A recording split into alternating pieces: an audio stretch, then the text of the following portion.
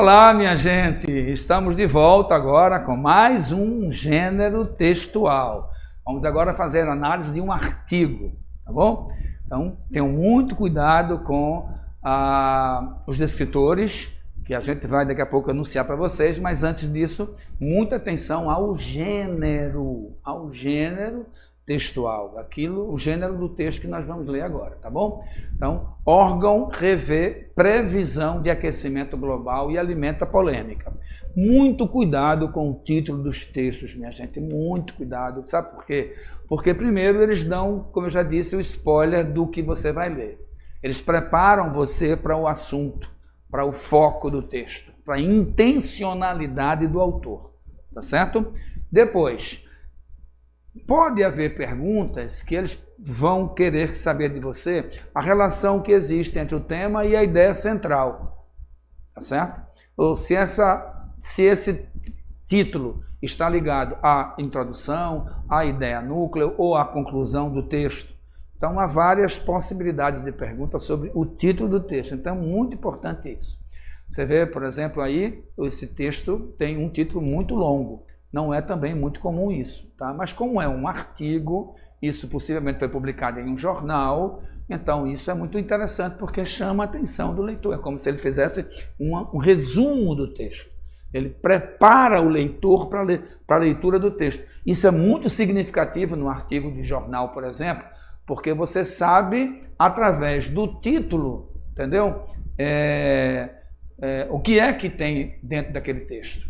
Se ele bota somente, por exemplo, aquecimento global somente, não é isso que ele vai falar. Não é isso que ele vai falar.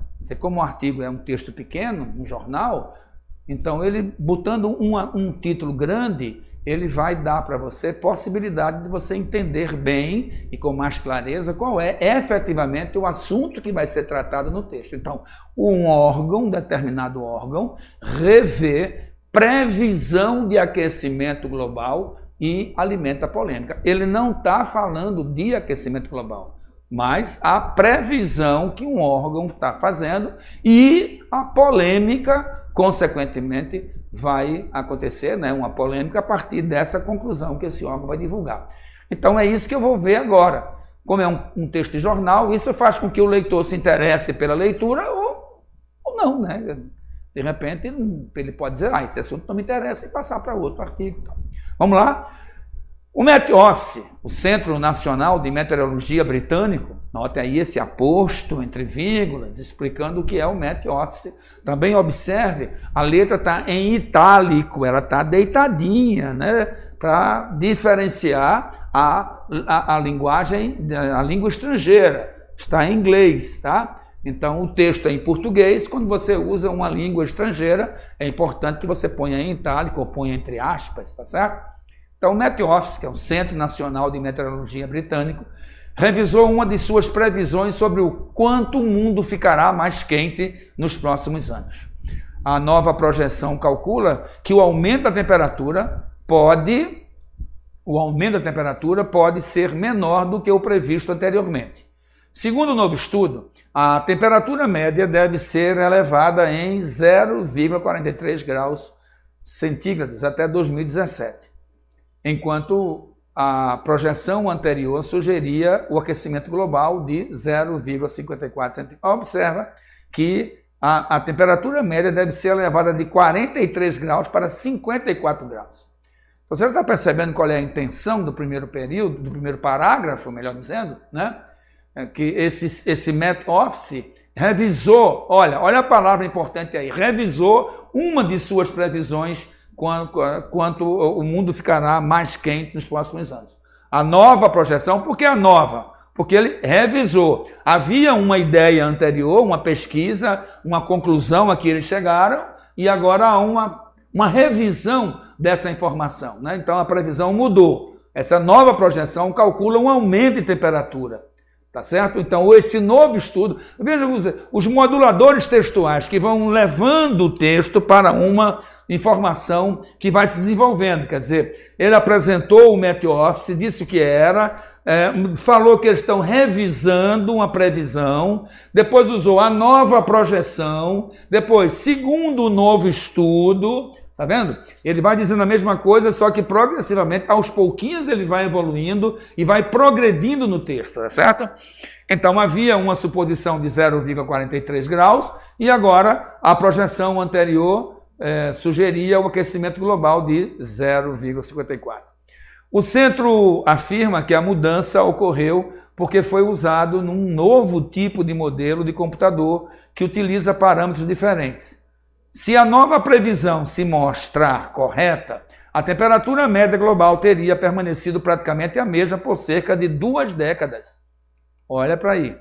Os novos dados reabriram uma polêmica no mundo científico, já que um dos principais argumentos usados por críticos que não concordam com a tese do aquecimento global é o de que não há evidência suficiente para a constatação de uma mudança significativa nas temperaturas mundiais.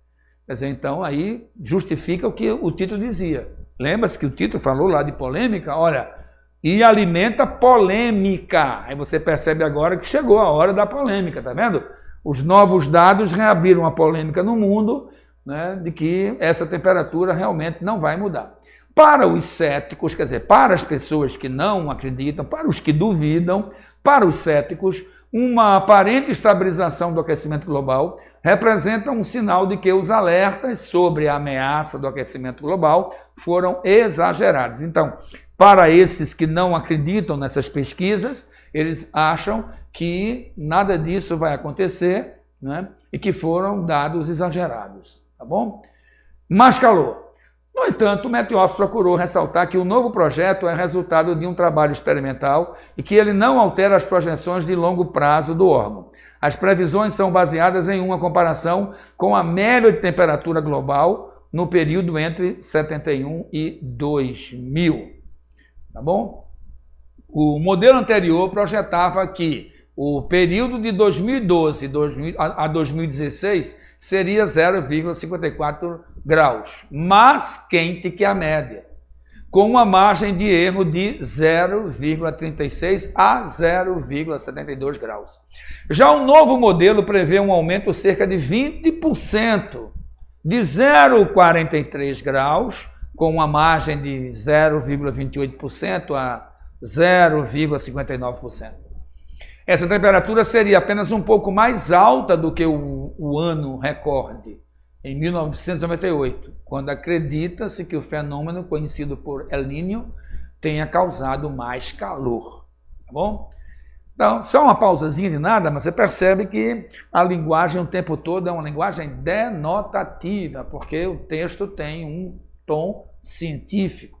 Apesar de não ter exatidão, ele trabalha o tempo todo com previsões e também você percebe que há grupos que são céticos, há grupos que não acreditam, alguns não botam fé nessa pesquisa, né? Acham que há exagero por parte do Met, etc. Quer dizer, mas mesmo assim é um texto que se distancia, que se afasta do modelo do gênero literário e se aproxima do modelo do gênero científico. Tá bom? Então a linguagem predominante é denotativa. Não se esqueçam disso, tá bom? Continuando. Cientistas climáticos do Met-Office e de outros centros vêm tentando entender o que está acontecendo no período mais recente. A explicação mais óbvia baseia-se em uma variação natural com ciclos de mudanças na atividade solar, na temperatura e nos movimentos dos oceanos. Aí, o texto é de 2013 e muito importante essa conclusão. A explicação mais óbvia baseia-se em uma variação natural com ciclos de mudanças na atividade solar, na temperatura e nos movimentos dos oceanos. Por isso que eles trabalham com previsão e não podem dar algo que seja exato. Tá bom? Ok, minha gente? Por isso que isso aí é um artigo. D9 quer identificar o tema central do texto. O tema central do texto. Quer dizer, o que é que levou o autor do texto a escrevê-lo? Qual a intencionalidade? Qual o objetivo desse texto? Qual é a ideia central? Né? Então, qual o assunto principal desse texto? Então, o oitavo quesito trabalha para a gente a letra A. A nova previsão da variação de temperatura na Terra. Observe que o tempo todo é previsão. Previsão pode ter uma margem de erro, né? Você sabe que eles trabalham sempre com uma margem de erro. Então, muitas vezes acontece deles fazendo previsão de chuva e não vem a chuva que eles estavam prevendo, porque não depende somente de fatores climáticos aqui da Terra. Também depende de algumas variações do sistema solar, alguns casos até em outros casos específicos da Lua, das estrelas, da temperatura, da quantidade de gás carbônico emitidos. Então, você trabalha com muitas variáveis. É por isso que algumas dessas previsões podem não acontecer, tá bom? E é também por isso que alguns grupos de cientistas contestam e dizem que isso não passa de exagero por parte do Met Office, tá bom?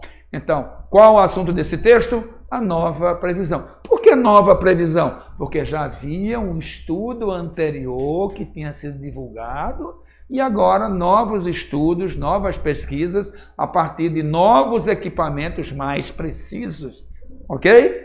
Isso aí, vamos para o nono. Descritor número 7, ele quer inferir informações de um texto. Qual é a informação principal desse texto? Então, de acordo com esse texto, o Met Office é um Centro Nacional de Meteorologia britânico. Onde é que está essa informação, minha gente? Bem precisa, bem exata, no aposto. Assim que eu comecei a ler o texto com vocês, eu chamei a atenção para ele. Ele está lá entre vírgulas. Aposto ele é muito importante.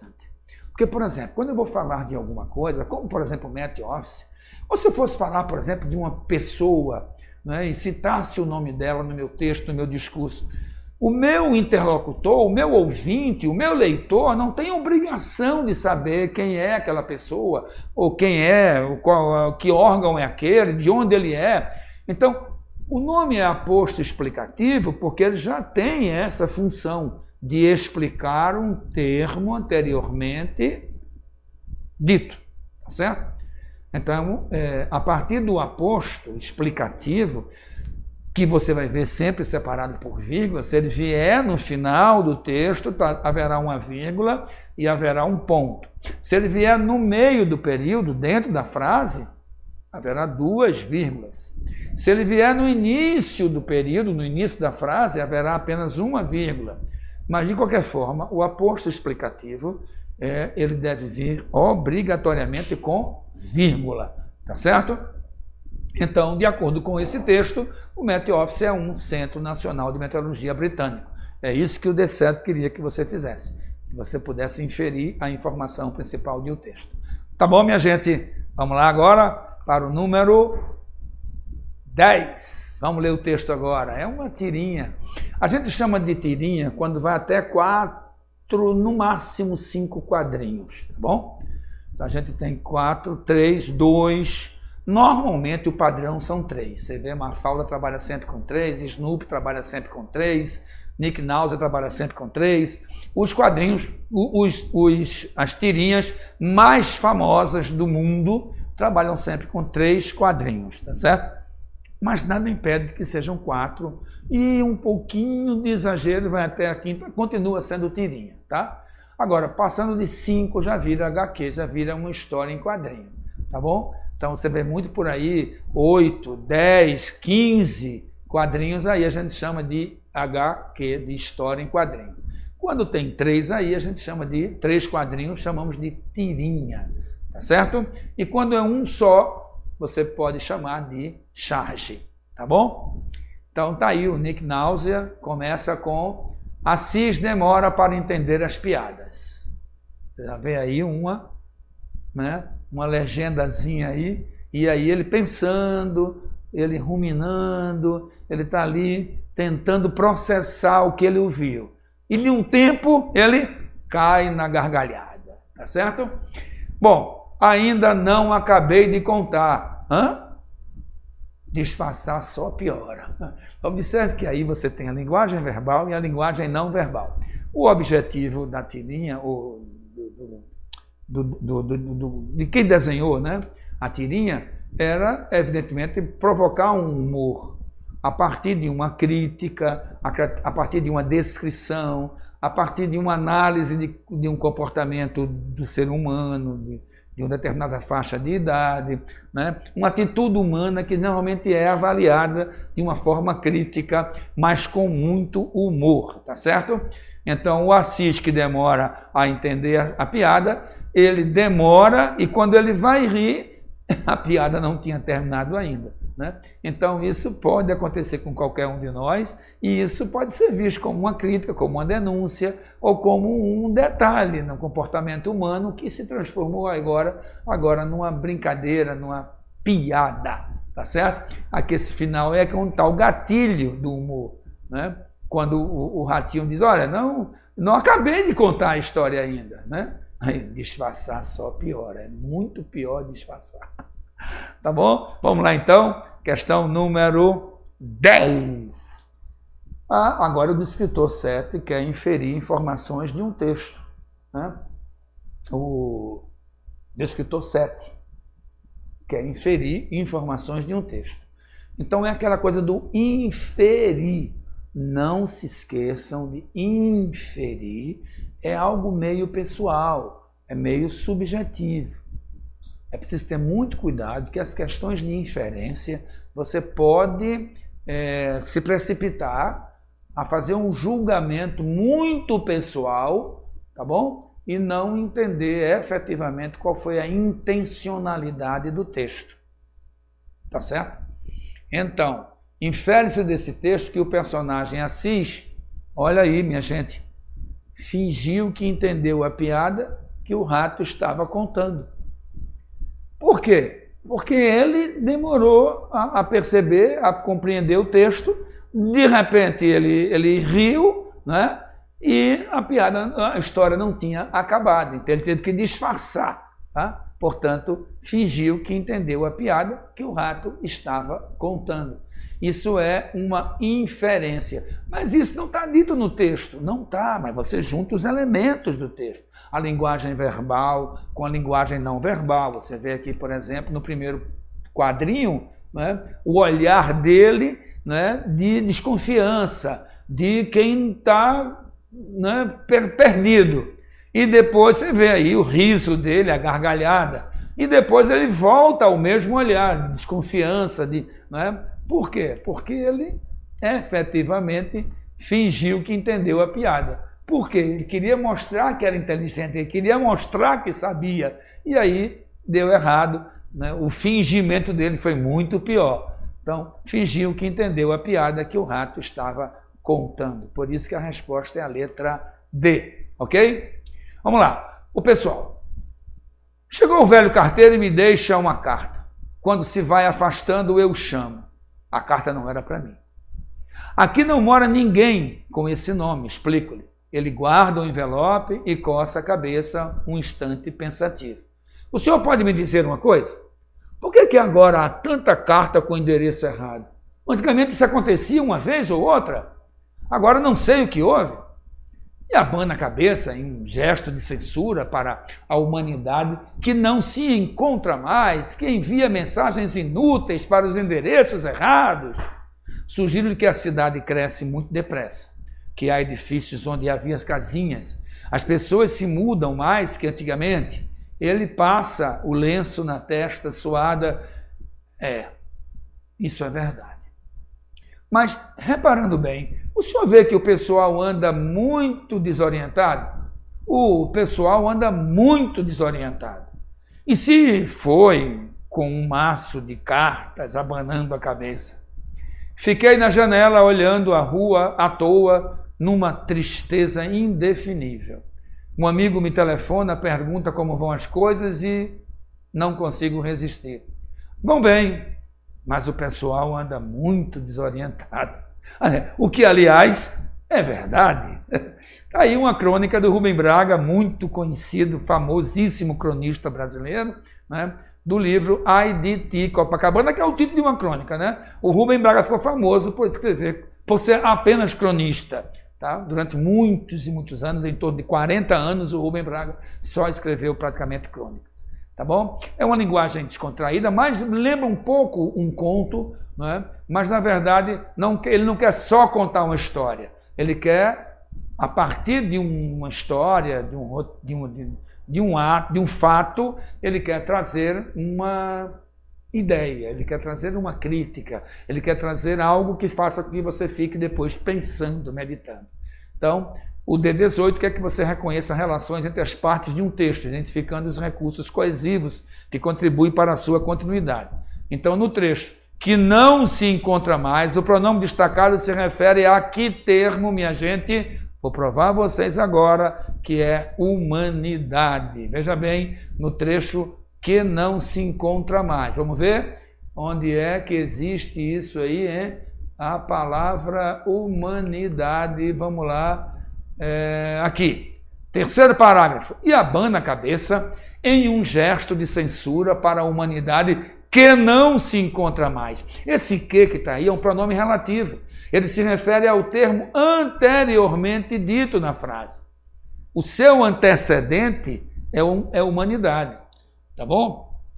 Por isso que ele é um pronome, não é uma conjunção. Pronome é a palavra que substitui o nome. E o pronome relativo substitui o termo anteriormente dito. Por isso que ele é relativo. Porque ele está em relação à palavra anterior. Então, a humanidade a qual... Tá vendo aí? Você comprova através do pronome qual, que aceita artigo. Então, humanidade é feminino, a qual é feminino também.